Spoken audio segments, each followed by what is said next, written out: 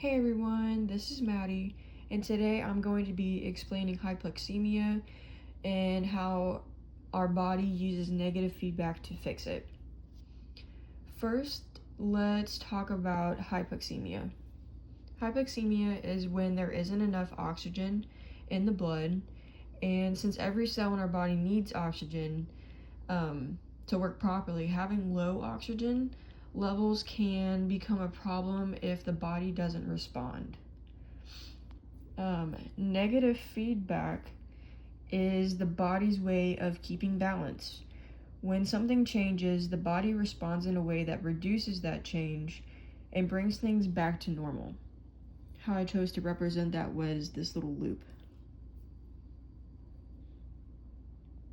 Now, let's go over the process step by step. So first is the stimulus. This is where oxygen levels in the blood drop, causing hypoxemia. Step 2 is going to be the receptors. Now there are special receptors called chemoreceptors that are located in the carotid and aortic arteries, and they detect oxygen levels are too low, and their job is to notice that something isn't normal and to send a message to the brain.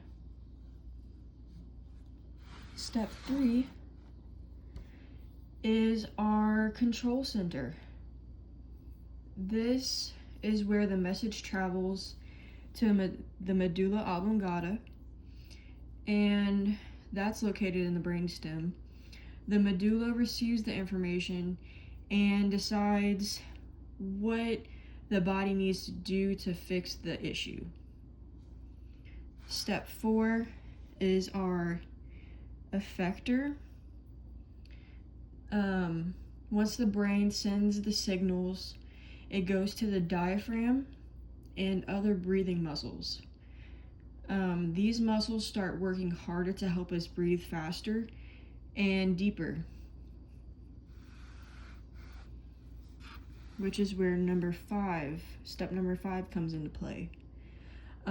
Because we're breathing more and our lungs are taking in more oxygen is moving into the blood, helping raise oxygen levels.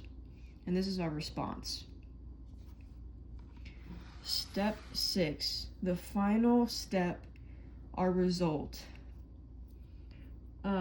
Oxygen levels return to a normal range, so the body no longer needs to keep increasing breathing. Everything goes back into balance, and that's why it's called a negative feedback loop.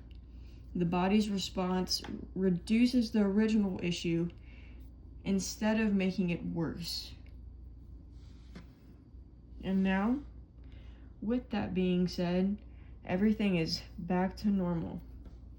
So to summarize, hypoxemia means low oxygen in the blood, and the body detects the problem with chemoreceptors and sends the information to the medulla oblongata, increases breathing through the diaphragm and other breathing muscles, and restores oxygen levels back to normal. This entire process is an example of negative feedback because the body corrects the change and maintains homeostasis. Thank you for watching.